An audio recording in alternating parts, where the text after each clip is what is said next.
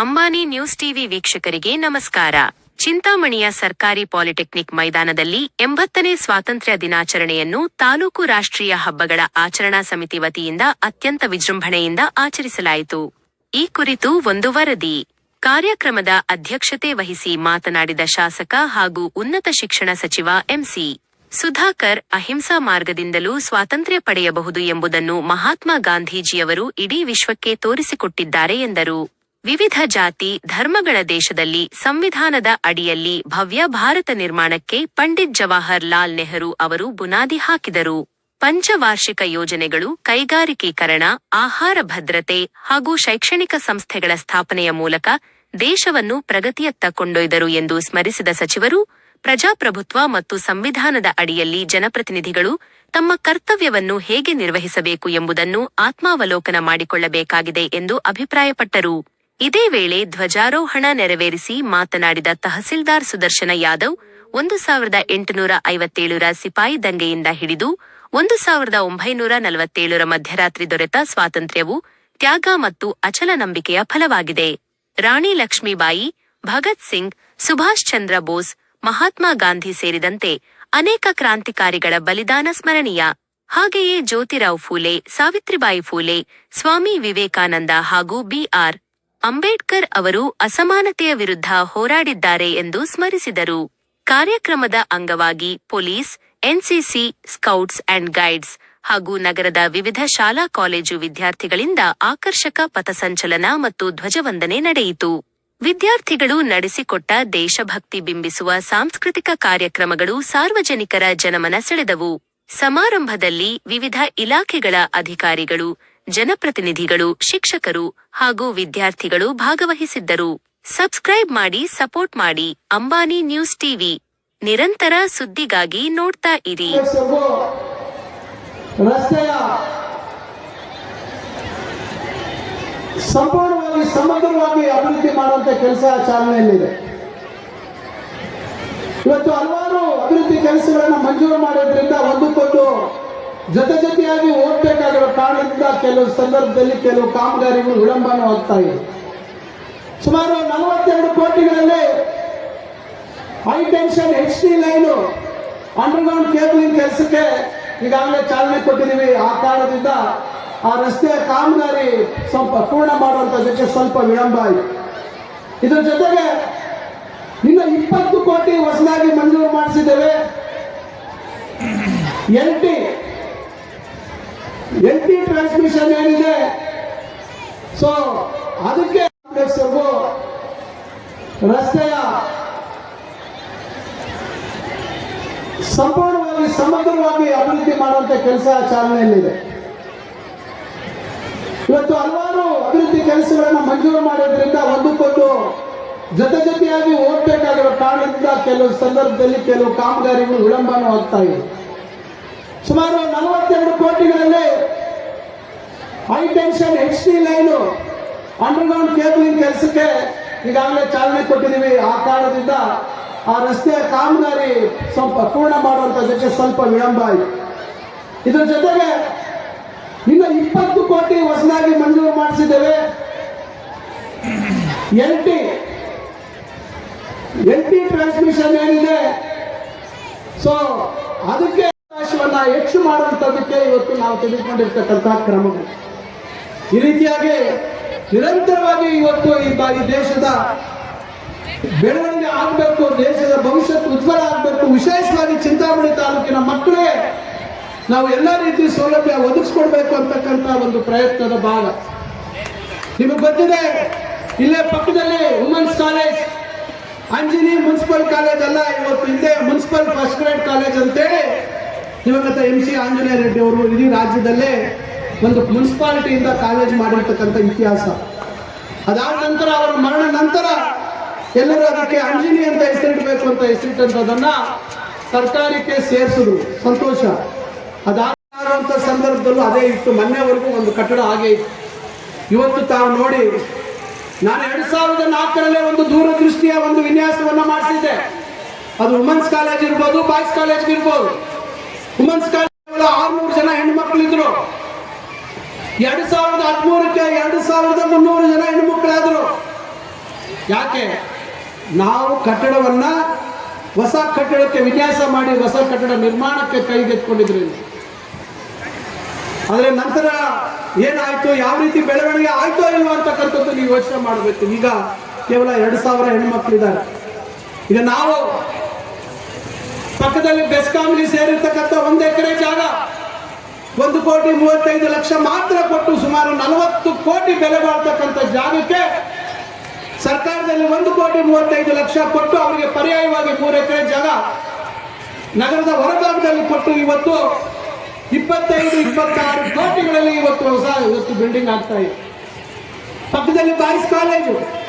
ಇದರ ಪರಿಣಾಮ ಇವತ್ತು ಡೀಸೆಲ್ ಪೆಟ್ರೋಲ್ ಬೆಲೆ ಏರಿಕೆ ಆಗಿದೆ. ಇವತ್ತು ಟಾರ್ನ ಬೆಲೆ ಇವತ್ತು ದುಪ್ಪಟ್ಟು ಆಗಿರ್ತಕ್ಕಂಥ ಕಾರಣದಿಂದ ಗುತ್ತಿಗೆದಾರರು ಇವತ್ತು ಕಾಮಗಾರಿ ಮಾಡುವಂಥದ್ದಕ್ಕೆ ಮುಂದೆ ಬರ್ತಾ ಇಲ್ಲ.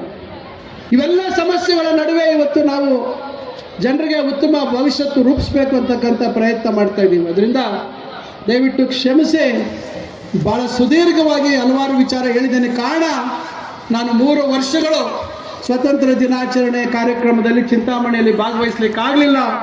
ನಾನು ಚಿಕ್ಕಬಳ್ಳಾಪುರದ ಜಿಲ್ಲಾ ಕೇಂದ್ರದಲ್ಲಿ ಭಾಗವಹಿಸಿದ ಪರಿಣಾಮ ನಾವು ಇಲ್ಲಿ ಚಿಂತಾಮಣಿಯಲ್ಲಿ ತಮ್ಮನ್ನೆಲ್ಲ ಉದ್ದೇಶಿಸಿ ಮಾತಾಡಲಿಕ್ಕೆ ಆಗ್ತಾ ಇರಲಿಲ್ಲ.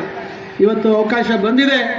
ಇವತ್ತು ಇದೊಂದು ತಾತ್ಕಾಲಿಕವಾಗಿ ಇಲ್ಲಿ ಇವತ್ತು ಕಾರ್ಯಕ್ರಮ ಮಾಡ್ತಾ ಇದ್ದೀವಿ. ಮುಂದಿನ ಕೆಲವೇ ದಿನಗಳಲ್ಲಿ ನಾವು ಮುಂದಿನ ಕಾರ್ಯಕ್ರಮಗಳನ್ನು ಝಾನ್ಸಿ ರಾಣಿ ಲಕ್ಷ್ಮೀಬಾಯಿ ಕ್ರೀಡಾಂಗಣ ಅಥವಾ ನಮ್ಮ ಸುಸಜ್ಜಿತವಾಗಿರ್ತಕ್ಕಂಥ ಕ್ರಿಕೆಟ್ ಅಂಗಣದಲ್ಲಿ ಅಲ್ಲಿ ಮಾಡುವಂಥದ್ದಕ್ಕೆ ಮುಂದಿನ ದಿನಗಳಲ್ಲಿ ಕ್ರಮ ತೆಗೆದುಕೊಳ್ತೇವೆ. ಅದರಿಂದ ನಾನು ತಮಗೆಲ್ರಿಗೂ ವಿಶೇಷವಾಗಿ ಶಾಲಾ ಮಕ್ಕಳ ಪ್ರದರ್ಶನ, ನಾವು ಭಾರತದ 80ನೇ ಸ್ವಾತಂತ್ರ್ಯ ದಿನಾಚರಣೆಯನ್ನು ಆಚರಣೆ ಮಾಡ್ತಾ ಇದ್ದೇವೆ. ನಾನು ಮೊಟ್ಟ ಮೊದಲಿಗೆ ತಮಗೆಲ್ಲರಿಗೂ ಈ ಒಂದು ಸುಸಂದರ್ಭದಲ್ಲಿ 80ನೇ ಸ್ವಾತಂತ್ರ್ಯ ದಿನಾಚರಣೆಯ ಶುಭಾಶಯಗಳನ್ನು ಕೋರಲಿಕ್ಕೆ ಬಯಸ್ತೇನೆ. ಈಗಾಗಲೇ ತಾಲೂಕಿನ ದಂಡಾಧಿಕಾರಿಗಳು ಸ್ವಾತಂತ್ರ್ಯದ ಪ್ರಾಮುಖ್ಯತೆ ಬಗ್ಗೆ ತಮಗೆ ಕೆಲವು ಮಾತುಗಳನ್ನು ಹೇಳಿದ್ದಾರೆ. ಬ್ರಿಟಿಷರ ಆಳ್ವಿಕೆಯಿಂದ ಭಾರತ, ನಮ್ಮ ದೇಶ ಸ್ವಾತಂತ್ರ್ಯವನ್ನ ಪಡಿಬೇಕಾದ್ರೆ ಹಲವಾರು ಮಹನೀಯರ ತ್ಯಾಗ ಬಲಿದಾನ, ಅವರೆಲ್ಲರ ನಿಸ್ವಾರ್ಥವಾದಂತ ಹೋರಾಟದ ಫಲವಾಗಿ ಇವತ್ತು ನಾವು ಈ ಭವ್ಯ ಭಾರತದ ಬಾಬಾ ಸಾಹೇಬ್ ಅಂಬೇಡ್ಕರ್ ಅವರು ಕೊಟ್ಟಿರ್ತಕ್ಕಂಥ ಸಂವಿಧಾನದ ಅಡಿಯಲ್ಲಿ ವಿವಿಧ ರೀತಿಯಲ್ಲಿ ಈ ದೇಶದ ಪ್ರಗತಿಗೆ, ಈ ದೇಶದ ಸಾರ್ವಭೌಮತ್ವವನ್ನ, ಅಖಂಡತೆಯನ್ನ ಉಳಿಸ್ತಕ್ಕಂಥದ್ದಕ್ಕೆ ನೀವು ನಮ್ಮ ವಿವಿಧ ಸ್ಥಾನಗಳನ್ನು ಅಲಂಕರಿಸಿ ನಾವು ಇವತ್ತು ನಮ್ಮ ಜವಾಬ್ದಾರಿಗಳನ್ನ ಇವತ್ತು ನಿರ್ವಹಿಸ್ತಾ ಇದ್ದೇವೆ. ಬಹುಶಃ ಇಡೀ ಪ್ರಪಂಚಕ್ಕೆ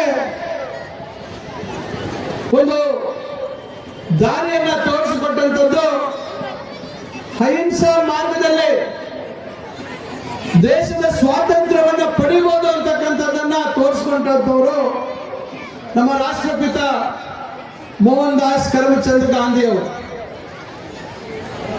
ಬಹಳಷ್ಟು ಗೊಂದಲಗಳಿತ್ತು.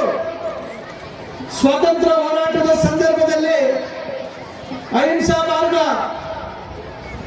ನಾವು ದೊಡ್ಡ ಮಟ್ಟದಲ್ಲಿ ಸೈನ್ಯವನ್ನು ಕಟ್ಟಬೇಕು, ಬ್ರಿಟಿಷರ ವಿರುದ್ಧ ಹೋರಾಡಬೇಕು ಅಂತಕ್ಕಂಥ ಸಂದರ್ಭದಲ್ಲಿ ಈ ದೇಶದ ನಾಗರಿಕರ ಪ್ರಾಣ ಉಳಿಸಬೇಕು, ನಾವು ಅಹಿಂಸಾ ಮಾರ್ಗದ ಮುಖಾಂತರ ಬ್ರಿಟಿಷರನ್ನ ಈ ದೇಶದಿಂದ ಹೊರಗೆ ಕಳಿಸ್ತಕ್ಕಂಥದ್ದಕ್ಕೆ ಸಾಧ್ಯ ಆಗತ್ತೆ ಅಂತಕ್ಕಂಥದ್ದನ್ನ ಮಹಾತ್ಮ ಗಾಂಧಿ ಅವರು ತೋರಿಸ್ಕೊಟ್ಟಿದ್ದಾರೆ. ಅವರ ಧೈರ್ಯ, ಅವರ ಶೌರ್ಯ, ಅವರು ಅವ್ರದೇ ಆದಂಥ ರೀತಿಯಲ್ಲಿ ಆ ಹೋರಾಟದ ದಾರಿಯನ್ನ ತೋರಿಸ್ಕೊಂಡ್ರವರು. ಈ ಸ್ವಾತಂತ್ರ್ಯ ಸಂಗ್ರಾಮದಲ್ಲಿ ಬ್ರಿಟಿಷರ ವಿರುದ್ಧ ಧ್ವನಿ ಎತ್ತಿ ಹೋರಾಟವನ್ನು ಮಾಡಿದಂಥವರು ಯಾವ ರೀತಿ ತಮ್ಮ ಪ್ರಾಣ ತ್ಯಾಗವನ್ನು ಮಾಡಿರುವಂತಕ್ಕಂಥದ್ದು ನಾವು ಇವತ್ತು ಚರಿತ್ರೆಯಲ್ಲಿ ಸ್ವಾತಂತ್ರ್ಯ ಸಂಗ್ರಾಮದ ಒಂದು ದಾರಿಯನ್ನ ಅಥವಾ ಆ ಹಾದಿಯನ್ನ ಓದ್ತಕ್ಕಂಥ ಸಂದರ್ಭದಲ್ಲಿ ನಾವು ಓದ್ತೇವೆ. ನಂತರ ಭಾರತ ದೇಶ ಸ್ವಾತಂತ್ರ್ಯವನ್ನು ಪಡೆದ ನಂತರ ಈ ಭವ್ಯ ಭಾರತ ನಿರ್ಮಾಣಕ್ಕಾಗಿ ಏನೆಲ್ಲ ಹೆಜ್ಜೆಗಳನ್ನು ಇಡಬೇಕು ಅಂತಕ್ಕಂಥದ್ದನ್ನ ಪಂಡಿತ್ ಜವಾಹರ್ಲಾಲ್ ನೆಹರು ಅವರು, ಸರ್ದಾರ್ ವಲ್ಲಭಾಯ್ ಪಟೇಲ್ ಅವರು, ಇವರೆಲ್ಲರ ಮಾರ್ಗದರ್ಶನದಲ್ಲಿ ಬಾಬು ರಾಜೇಂದ್ರ ಪ್ರಸಾದ್ ಅವರು ಈ ಭಾರತಕ್ಕೆ ಆ ಸಮಿತಿಯ ಮುಖ್ಯಸ್ಥರನ್ನಾಗಿ ಆಯ್ಕೆ ಮಾಡಿದಂತ ಒಂದು ಸಮಯ ನಮ್ಮ ಬಾಬಾ ಸಾಹೇಬ್ ಅಂಬೇಡ್ಕರ್ ಅವರು ಇಡೀ ಪ್ರಪಂಚ ಮೆಚ್ಚತಕ್ಕಂಥ ಒಂದು ಸಂವಿಧಾನವನ್ನ ಈ ದೇಶಕ್ಕೆ ಕೊಟ್ಟಿರ್ತಕ್ಕಂಥದ್ದು. ಇದರ ಜೊತೆಗೆ ನಮ್ಮ ದೇಶವನ್ನ ಕಾಪಾಡಿಕೊಳ್ಳುವಂಥದ್ದಕ್ಕೆ ನಾವು ಬಲಿಷ್ಠವಾದಂತ ನಾವು ಈ ದೇಶಕ್ಕಾಗಿ ಏನು ಕೊಡಬಹುದು ಅಂತಕ್ಕಂಥದ್ದನ್ನ ನಾವು ಬಹಳ ಯೋಚನೆ ಮಾಡಬೇಕಾಗಿರ್ತಕ್ಕಂಥ ವಿಚಾರ. ಇದರ ಜೊತೆಯಾಗಿ ಅಂದಿನ ಭಾರತದ ಪರಿಸ್ಥಿತಿ, ಅಂದಿನ ಭಾರತದಲ್ಲಿದ್ದಂಥ ಸಮಸ್ಯೆಗಳು, ಆಹಾರ ಭದ್ರತೆ, ಇವತ್ತು ಯಾವ ರೀತಿ ಭವಿಷ್ಯದ ಭಾರತ ನಿರ್ಮಾಣ ಆಗಬೇಕು, ಬಡವರಿಗೆ ಯಾವ ರೀತಿ ಉದ್ಯೋಗಾವಕಾಶ ಕಲ್ಪಿಸಬೇಕು, ಇವೆಲ್ಲ ವಿಚಾರಗಳನ್ನ ಗಮನದಲ್ಲಿಟ್ಕೊಂಡು ಆಹಾರ ಕ್ರಾಂತಿ, ಕೈಗಾರಿಕೀಕರಣ, ಶೈಕ್ಷಣಿಕ ಸಂಸ್ಥೆಗಳು, ಈ ರೀತಿ ಒಂದು ಭವ್ಯ ಭಾರತದ ಬುನಾದಿಯನ್ನ ಅಂದು ಜವಾಹರ್ಲಾಲ್ ನೆಹರು ಅವರ ನೇತೃತ್ವದ ಸರ್ಕಾರಗಳ ಹಾಕೊಂಡಿರ್ತಕ್ಕಂಥ ಹೆಜ್ಜೆಗಳನ್ನ ನಾವು ಮರೆಯಲಿಕ್ಕೆ ಸಾಧ್ಯ ಇಲ್ಲ. ಇತಿಹಾಸವನ್ನ ನಾವು ಮರೆತರೆ ಬಹುಶಃ ನಮಗಿಂತ ಪಾಪ ಪ್ರಜ್ಞೆಯಲ್ಲಿ ಯಾರು ಇಲ್ಲ ಅಂತಕ್ಕಂಥ ಮಾತನ್ನ ನಾನು ಈ ಸಂದರ್ಭದಲ್ಲಿ ಹೇಳಲಿಕ್ಕೆ ಬಯಸ್ತೇನೆ. ಬಂಧುಗಳೇ, 2023ರಲ್ಲಿ ಅದಾದ ನಂತರ ನನ್ನ ಕೊಡುಗೆಗಳು ಏನು, ನಾನು ಯಾವ ರೀತಿ ನಮ್ಮ ಚಿಂತಾಮಣಿ ವಿಧಾನಸಭಾ ಕ್ಷೇತ್ರ ಹಾಗೂ ಚಿಕ್ಕಬಳ್ಳಾಪುರ ಜಿಲ್ಲೆ ಮತ್ತು ರಾಜ್ಯಕ್ಕೆ ಏನು ನನ್ನ ಕೊಡುಗೆ ಅಂತಕ್ಕಂಥದ್ದು ನಾನು ಇಲ್ಲಿ ಎಲ್ಲ ವಿವರವಾಗಿ ನಾನು ಹೇಳಲಿಕ್ಕೆ ಹೋಗೋದಿಲ್ಲ. ಯಾಕಂದ್ರೆ ಕೊಟ್ಟಂತ ಅವಕಾಶವನ್ನ ಪ್ರಾಮಾಣಿಕವಾಗಿ ಅದನ್ನ ಎಲ್ಲೂ ನಾನು ಅದನ್ನ ತಪ್ಪು ಹೆಜ್ಜೆಯನ್ನ ಇಡದೆ ಇವತ್ತು ನಾನು ಆ ಜವಾಬ್ದಾರಿಯನ್ನ ನಿರ್ವಹಿಸಿದ್ದೇನೆ.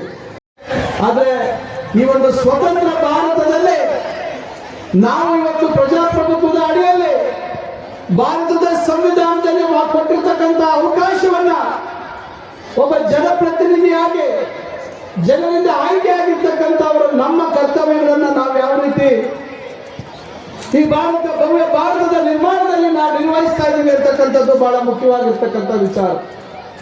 ಇಡೀ ಪ್ರಪಂಚದ ದೊಡ್ಡ ಪ್ರಜಾಪ್ರಭುತ್ವದ ದೇಶ ಆಗಿರ್ತಕ್ಕಂಥ ಭಾರತದಲ್ಲಿ ಅತಿ ಹೆಚ್ಚಿನ ಜನಸಂಖ್ಯೆ ಇರ್ತಕ್ಕಂಥ ದೇಶವಾಗಿ ಇವತ್ತು ಆ ಸುಂದರ ಪರಿಕಲ್ಪನೆ, ಜನರ ಹಕ್ಕನ್ನ ಗುರುತಿಸಿರ್ತಕ್ಕಂಥದ್ದು, ಆ ಹಕ್ಕಿಗೆ ಯಾವ ರೀತಿ ಬೆಲೆ ಕೊಡ್ತೀವಿ ಅಂತಕ್ಕಂಥದ್ದು ಬಹಳ ಮುಖ್ಯವಾಗಿರ್ತಕ್ಕಂಥ ವಿಚಾರ.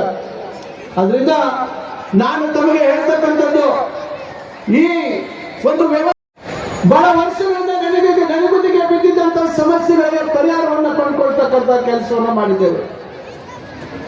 ಅಲ್ಲಿ ಇದ್ದಂತ ಅತಿಥಿ ಉಪನ್ಯಾಸಕರ ಬಹುದಿನಗಳ ಸಮಸ್ಯೆಗೆ ಒಂದು ಪರಿಹಾರವನ್ನು ಹುಡುಕ್ತಕ್ಕಂಥ ಒಂದು ಪ್ರಯತ್ನ ಆಗಿದೆ.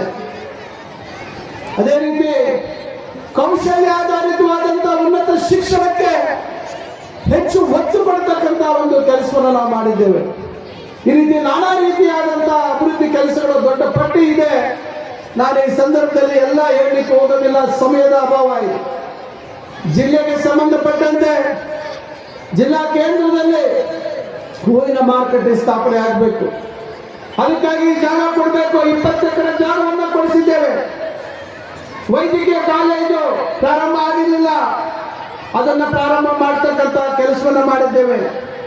40 ಕೋಟಿಗಳ ಹೆಚ್ಚುವರಿ ಅನುದಾನವನ್ನು ವೈದ್ಯಕೀಯ ಕಾಲೇಜಿನ ಹೊಸ ಒಂದು ಕಾಲೇಜಿನ ಆವರಣದಲ್ಲಿ ಆಸ್ಪತ್ರೆ ಪ್ರಾರಂಭಕ್ಕೆ ಕೊಡಿಸ್ತಕ್ಕಂಥ ಕೆಲಸವನ್ನ ಮಾಡಿದ್ದೇವೆ.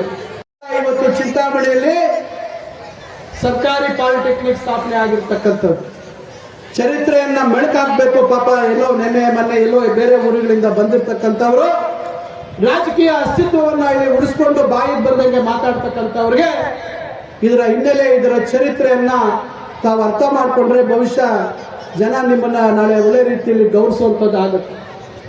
ಆ ಒಂದು 49-50ನೇ ಇಸ್ವಿಯಲ್ಲಿ ಪ್ರಾರಂಭ ಆಗಿರ್ತಕ್ಕಂಥ ಪಾಲಿಟೆಕ್ನಿಕ್ ಸುಮಾರು 76 ವರ್ಷಗಳ ಪೂರೈಸಿರ್ತಕ್ಕಂಥದಕ್ಕೆ ನಿಮ್ಮೆಲ್ಲರ ಆಶೀರ್ವಾದದಿಂದ ನನಗೆ ಬಂದಂತ ಅವಕಾಶ, ಆ ಅವಕಾಶವನ್ನ ಸದ್ಬಳಕೆ ಮಾಡಿಕೊಂಡು 76 ಕೋಟಿಗಳನ್ನ ಮಂಜೂರು ಮಾಡಿಸಿ ಇವತ್ತು ಇಡೀ ರಾಜ್ಯದಲ್ಲೇ ಇಲ್ಲದೆ ಇರ್ತಕ್ಕಂಥ ಒಂದು ಭವ್ಯವಾದಂತ ಒಂದು ಎಲ್ಲಾ ರೀತಿ ಸೌಲಭ್ಯಗಳನ್ನು ಒಳಗೊಂಡಂತ ಪಾಲಿಟೆಕ್ನಿಕ್ ಮಾಡುವಂತ ಪ್ರಯತ್ನ ಆಗಿದೆ. ಕಾಮಗಾರಿ ನೀವು ನೋಡ್ತಾ ಇದ್ದಾರೆ, ಕಣ್ಣು ಮುಂದೆ ಆಗ್ತಾ ಇದೆ. ಇವತ್ತೇನು ಇಲ್ಲಿ ಹಳೆ ಎಲೆಕ್ಟ್ರಾನಿಕ್ಸ್ ಬ್ಲಾಕ್ ನಮ್ಮ ತಂದೆಯವರು ಕಟ್ಟಿಸಿದ್ರು, ಇವತ್ತಲ್ಲಿ ಸೆಂಟರ್ ಆಫ್ ಎಕ್ಸಲೆನ್ಸ್ ಅಂತ ಹೇಳಿ ಇವತ್ತು ಪ್ರಾರಂಭ ಮಾಡಿದ್ದೇವೆ. ಅದರ ಸಂಪೂರ್ಣ ನವೀಕರಣ ಆಗ್ತಾ ಇದೆ. ಇವತ್ತಿನ ಕಾಲಕ್ಕೆ ಅವಶ್ಯಕತೆ ಇರ್ತಕ್ಕಂಥ ಕೌಶಲ್ಯ ಸ್ಕಿಲ್ಲಿಂಗ್ ಏನ್ ಬೇಕು, ಸ್ಯಾಮ್ಸಂಗ್ ಸಂಸ್ಥೆಯವರ ಸ್ಕಿಲ್ ಸೆಂಟರ್ ಅನ್ನು ಪ್ರಾರಂಭ ಮಾಡ್ತಾ ಇದ್ದೀವಿ. ಈಗಾಗಲೇ ಕಾಮಗಾರಿ ರೆಡಿ ಇದೆ, ಸದ್ಯದಲ್ಲೇ ಉದ್ಘಾಟನೆ ಮಾಡ್ತಾರೆ. ಇವತ್ತು ಚಿಂತಾಮಣಿಯಲ್ಲಿ ಸರ್ಕಾರಿ ಪಾಲಿಟೆಕ್ನಿಕ್ ಸ್ಥಾಪನೆ ಆಗಿರ್ತಕ್ಕಂಥದ್ದು ಚರಿತ್ರೆಯನ್ನ ಮೆಳಕಾಕ್ಬೇಕು. ಪಾಪ ಎಲ್ಲೋ ನೆನ್ನೆ ಮೊನ್ನೆ ಎಲ್ಲೋ ಬೇರೆ ಊರುಗಳಿಂದ ಬಂದಿರತಕ್ಕಂಥವ್ರು ರಾಜಕೀಯ ಅಸ್ತಿತ್ವವನ್ನ ಇಲ್ಲಿ ಉಳಿಸ್ಕೊಂಡು ಬಾಯಿಗೆ ಬಂದಂಗೆ ಮಾತಾಡ್ತಕ್ಕಂಥವ್ರಿಗೆ ಇದರ ಹಿನ್ನೆಲೆ, ಇದರ ಚರಿತ್ರೆಯನ್ನ ತಾವು ಅರ್ಥ ಮಾಡಿಕೊಂಡ್ರೆ ಬಹುಶಃ ಜನ ನಿಮ್ಮನ್ನ ನಾಳೆ ಒಳ್ಳೆ ರೀತಿಯಲ್ಲಿ ಗೌರವಿಸುವಂಥದ್ದಾಗುತ್ತೆ. ಆ ಒಂದು 49-50ನೇ ಇಸ್ವಿಯಲ್ಲಿ ಪ್ರಾರಂಭ ಆಗಿರ್ತಕ್ಕಂಥ ಪಾಲಿಟೆಕ್ನಿಕ್ ಸುಮಾರು 76 ವರ್ಷಗಳ ಪೂರೈಸಿರ್ತಕ್ಕಂಥದಕ್ಕೆ ನಿಮ್ಮೆಲ್ಲರ ಆಶೀರ್ವಾದದಿಂದ ನನಗೆ ಬಂದಂತ ಅವಕಾಶ, ಆ ಅವಕಾಶವನ್ನ ಸದ್ಬಳಕೆ ಮಾಡಿಕೊಂಡು 76 ಕೋಟಿಗಳನ್ನ ಮಂಜೂರು ಮಾಡಿಸಿ ಇವತ್ತು ಇಡೀ ರಾಜ್ಯದಲ್ಲೇ ಇಲ್ಲದೆ ಇರ್ತಕ್ಕಂಥ ಒಂದು ಭವ್ಯವಾದಂತ ಒಂದು ಎಲ್ಲಾ ರೀತಿ ಸೌಲಭ್ಯಗಳನ್ನು ಒಳಗೊಂಡಂತ ಪಾಲಿಟೆಕ್ನಿಕ್ ಮಾಡುವಂತ ಪ್ರಯತ್ನ ಆಗಿದೆ. ಕಾಮಗಾರಿ ನೀವು ನೋಡ್ತಾ ಇದ್ದಾರೆ, ಕಣ್ಣು ಮುಂದೆ ಆಗ್ತಾ ಇದೆ. ಇವತ್ತೇನು ಇಲ್ಲಿ ಹಳೆ ಎಲೆಕ್ಟ್ರಾನಿಕ್ಸ್ ಬ್ಲಾಕ್ ನಮ್ಮ ತಂದೆಯವರು ಕಟ್ಟಿಸಿದ್ರು, ಇವತ್ತಲ್ಲಿ ಸೆಂಟರ್ ಆಫ್ ಎಕ್ಸಲೆನ್ಸ್ ಅಂತ ಹೇಳಿ ಇವತ್ತು ಪ್ರಾರಂಭ ಮಾಡಿದ್ದೇವೆ. ಅದರ ಸಂಪೂರ್ಣ ನವೀಕರಣ ಆಗ್ತಾ ಇದೆ. ಇವತ್ತಿನ ಕಾಲಕ್ಕೆ ಅವಶ್ಯಕತೆ ಇರ್ತಕ್ಕಂಥ ಕೌಶಲ್ಯ ಸ್ಕಿಲ್ಲಿಂಗ್ ಏನ್ ಬೇಕು, ಸ್ಯಾಮ್ಸಂಗ್ ಸಂಸ್ಥೆಯವರ ಸ್ಕಿಲ್ ಸೆಂಟರ್ ಅನ್ನು ಪ್ರಾರಂಭ ಮಾಡ್ತಾ ಇದ್ದೀವಿ. ಈಗಾಗಲೇ ಕಾಮಗಾರಿ ರೆಡಿ ಇದೆ, ಸದ್ಯದಲ್ಲೇ ಉದ್ಘಾಟನೆ ಮಾಡ್ತಾರೆ.